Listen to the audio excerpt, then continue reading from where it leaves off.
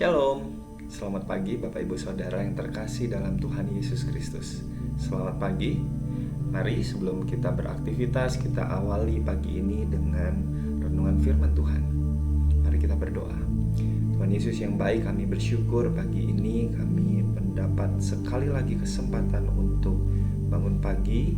Dan kami rindu Tuhan sebelum kami beraktivitas, firman-Mu boleh berbicara bagi kami dan membuat kami menjadi para pelaku firman yang berkenan di hadapan-Mu. Terima kasih Yesus. Haleluya. Amin. Firman Tuhan pagi hari ini berjudul motivasi yang benar di hadapan Allah. Nats firman Tuhan terambil dari kitab Daniel pasal 3 ayat 16 sampai yang ke-18. Saudara, setiap kita pasti ingin mendapat perlakuan yang baik dari orang lain. Tentu Anda pun juga senang kan jika diperlakukan dengan baik oleh orang lain.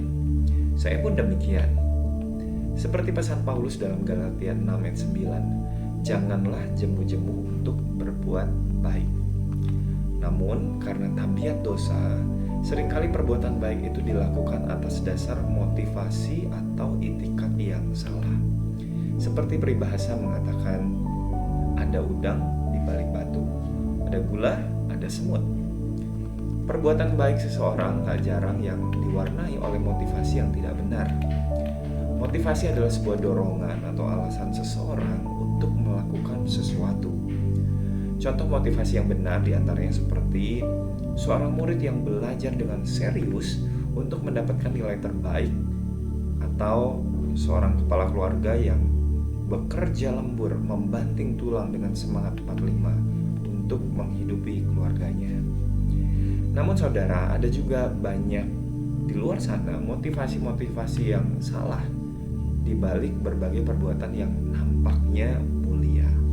Misalnya, memberi sedekah agar dilihat orang, melakukan perintah orang tua agar uang jajan tidak dipotong, menyibukkan diri agar terlihat rajin ketika ada si bos di area ruang kantor, dan berbagai motivasi nyeleneh lainnya.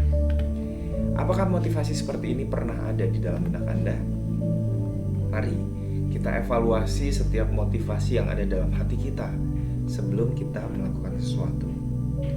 Melakukan kebaikan memang sebuah keharusan, apalagi sebagai anak-anak terang yang sudah menerima keselamatan kekal dari Tuhan Yesus. Melakukan kebaikan adalah salah satu bukti syukur dan bukti kasih kita kepada Tuhan melalui sesama. Love your God, love your neighbor. Kasihi Tuhan dan kasihi sesama. Perbuatan baik hendaknya dilandasi dengan motivasi yang benar, baik kepada manusia, terlebih bagi Tuhan yang mengetahui segala sesuatu.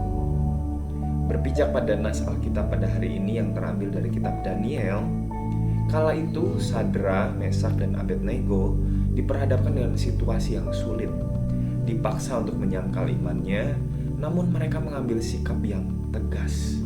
Di dalam ayat yang ke-17 mereka mengatakan, jika Allah kami yang kami puja sanggup melepaskan kami, maka Ia akan melepaskan kami dari perapian yang menyala-nyala itu dan dari dalam tangan-Mu ya Raja.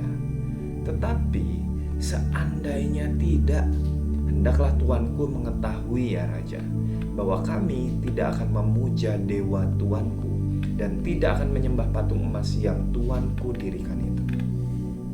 Sadra, Mesak, dan Abednego membangun motivasi yang benar di dalam Tuhan. Mereka mengikut Tuhan bukan atas dasar imbalan, bukan agar suatu saat Tuhan membalas ibadah mereka. Namun sekalipun dalam situasi yang mengancam nyawa, mereka mempertahankan motivasi yang benar dalam mengikut Tuhan. Dan nyatanya Tuhan meluputkan mereka dari ancaman panasnya dapur api. Lalu bagaimana dengan motivasi kita mengikut Tuhan? Apakah hanya untuk mengejar berkat-Nya saja? Firman Tuhan mengatakan, carilah dahulu kerajaan Allah dan kebenaran-Nya, maka semuanya itu akan ditambahkan kepadamu. Carilah hadirat-Nya, bukan fokus pada berkat-Nya. Carilah perkenanan-Nya, bukan fokus pada mujizat-Nya. Mari kita evaluasi setiap motivasi kita dan kiranya setiap kita memiliki motivasi yang benar di hadapan Allah. Selamat beraktivitas, Tuhan Yesus memberkati.